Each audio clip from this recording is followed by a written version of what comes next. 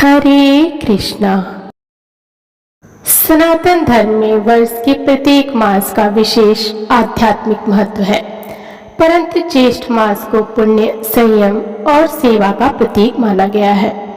यह मास भीषण गर्मी का होता है और ऐसे समय में किया गया जलदान, व्रत और तप सर्वाधिक फलदायक होता है।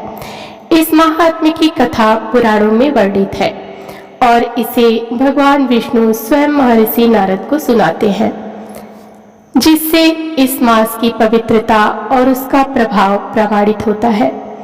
अध्याय 1 में भगवान विष्णु ज्येष्ठ मास की महिमा, उसमें किए गए स्नान, दान और सेवा के महत्व को विस्तार से बताते हैं और यह बताते हैं कि यह मास क्यों देवताओं को भी प्रिय है। विष्णु धर्मोत्तर पुराण या पद्म पुराण में वर्णित कथा के अनुसार हम आपको ये कथा सुनाने जा रहे हैं। एक बार महर्षि नारद जी ने भगवान विष्णु से प्रश्न किया, हे भगवान, 12 मासों में कौन सा मास सर्वश्रेष्ठ है? किस मास में किया गया दान, व्रत व तप विशेष फलदायी होता है?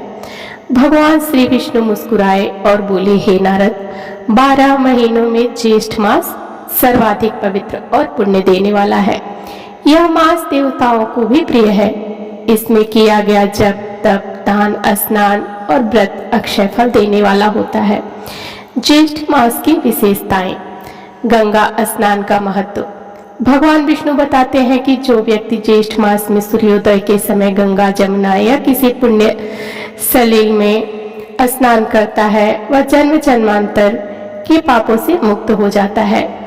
जलदान और शीतल वस्तुओं का दान। ज्येष्ठ मास में शीतल जल, पंखा, छाता, जौ, चावल, वस्त्र, खरबूजा, सत्तू आदि दान अत्यंत पुण्यकारी होता है।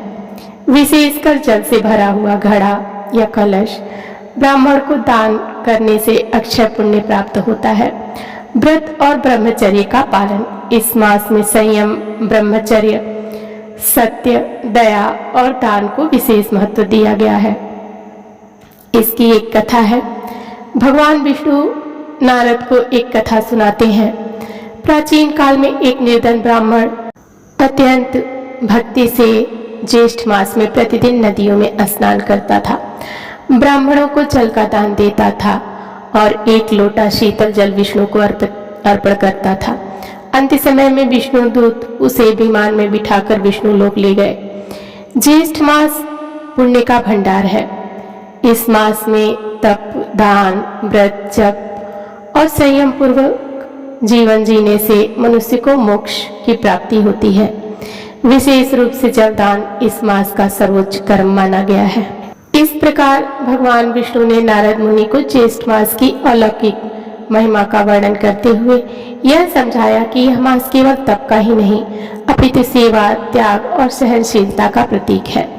जो व्यक्ति इस मास में संयम पूर्वक आचरण करता है, पवित्र नदियों में स्नान करता है, प्यासों को जल पिलाता है और शीतल दान करता है, वह न केवल पापों से मुक्त होता है बल्कि भगवान के परम धाम को प्राप्त करता है।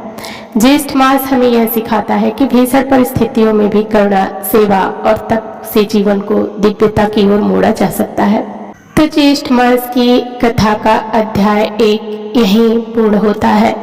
यदि आपको यह कथा भावस्पर्शी लगी हो तो इसे लाइक जरूर करें, शेयर करें और हमारे चैनल को सब्सक्राइब करें, ताकि ऐसे ही दिव्य भक्ति प्रसंग आप तक पहुंचते रहे। तो बोलिए श्री विष्णु भगवान की जय। आपका दिन शुभ हो, मंगलमय हो। मिलते हैं अगली वीडियो में। धन्यवाद।